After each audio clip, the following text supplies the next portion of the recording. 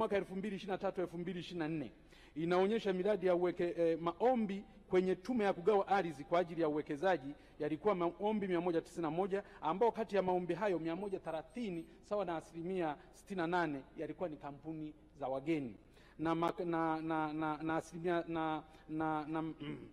maombi 61 sawa na 32% yalikuwa ni ya Watanzania. Kwa hiyo na hapo inaonyesha kwamba wageni wanaongoza katika kupewa ardhi ya uwekezaji, wanaongoza katika uwekezaji kuliko wazawa na Watanzania waliopo.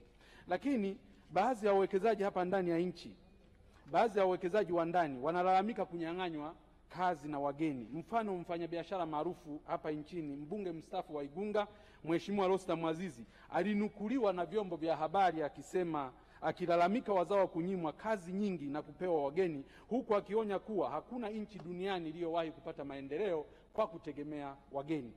Mheshimiwa Naibu Spika, wizara hii ilitegemewa iwe ni rufaa ya huzuni na mateso ya wafanyabiashara, iwe rufaa ya huzuni na mateso ya wakulima na wafugaji wa nchi hii, lakini badala yake imekuwa ni kinyume. Imekuwa ni wizara ambayo imekuwa ikihalalisha kuuawa kwa biashara nchini, imekuwa ni wizara ambayo imekuwa ikihalalisha kuua uwekezaji nchini, ajira na hata kodi za serikali. Ni wizara ambayo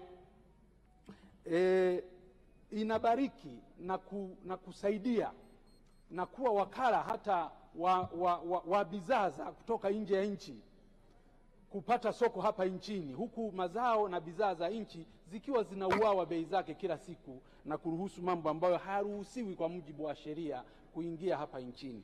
Wenzangu hapa wamezungumza. Leo tunazungumzia swala la uingizaji wa bidhaa zisizokuwa na ubora, na kamati imezungumza swala la kuingizaji wa bidhaa zisizo na ubora. Ni kwa nini bidhaa zisizo na ubora ziingie nchini wakati tuna mfumo uliokamilika ndani ya nchi?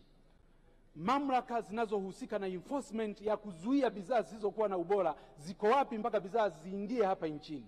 Unazungumza mpaka nondo zinaingia nchini. Nondo zikiingia nchini ambazo hazina ubora, maana yake tunaenda kujenga madaraja ambayo hayana ubora, tunaenda kujenga zahanati ambazo hazina ubora, tunaenda kujenga vitu ambavyo havina ubora na vyenye madhara makubwa. Leo kuna viwanda bubu vingapi vinavyotengeneza, wananchi wetu wanakunywa vinywaji ambavyo havina ubora kutoka kwenye viwanda hivyo. Mamlaka zinazohusika zipo, wizara inayohusika ipo. Leo hii kupitia wizara hii waliondoa swala la kigezo cha COC kuwa kigezo cha kuingiza bidhaa nchini, cheti hicho kuwa ni kigezo muhimu cha kuingiza bidhaa hapa nchini. Ikaondolewa hapa, tukakataa. Leo bidhaa feki zimejaa kila kona. Kila mtu anakiri leo, kamati imekiri bidhaa zisizokuwa na ubora. Una bidhaa za umeme, una vifaa vya umeme ambavyo havina ubora, wananchi wetu wanalipukiwa kule.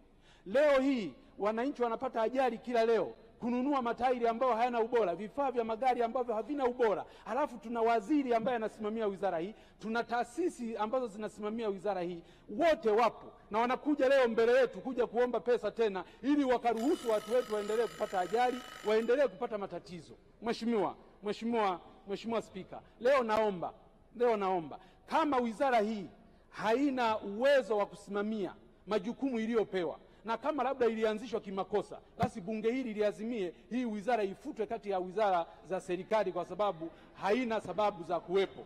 Lakini la pili, kama ni udhaifu wa watendaji, basi tukaweke hiyo historia, kwa sababu hatuwezi kuwa na karoti tu kila siku. Tuende na kwenye stick approach.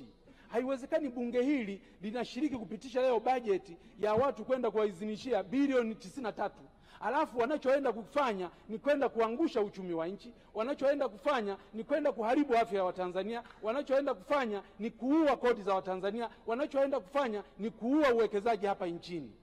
Sasa kama imeshashindikana, leo TBS wapo, FCC wapo, BRELA wapo, mifumo mingine yote ya udhibiti ipo. Mbona mambo mengine tukitaka kuyadhibiti tunaweza? Mheshimiwa, naongeza muda mpaka tutapomaliza. Hapa kunakuwa na changamoto gani ambayo inatufanya tushindwe kusimamia? Na kama mtu anashindwa kusimamia, sheria zinampa uwezo wa kusimamia, ameshindwa kusimamia, kuna mambo mawili. Moja ni dhaifu katika usimamizi, ni mdhaifu katika usimamizi. Lakini jambo la pili, kama sio mdhaifu kwenye usimamizi, maana yake biashara zinazofanyika za ovyo ni za kwake, au anaubia na hao watu ambao wanazifanya biashara hizo. Na Mheshimiwa Spika, kwa jambo hili lilivyo nyeti, ambalo linagusa afya za Watanzania, ambalo linagusa uchumi wa Watanzania, ambalo linagusa kodi ya Watanzania, na hatuwezi kukutana hapa kila siku tena kuzungumza hayo hayo. Kama sio wizara kuvunjwa, basi hii kama ni utendaji mbovu wa watu walioshindwa kusimamia, waziri na watu wake, ikiwezekana. Asante Mheshimiwa, naomba dakika moja tu nimalizie. Mheshimiwa Mpina, asante. Kuna wachangiaji wengine kama 18 hapa.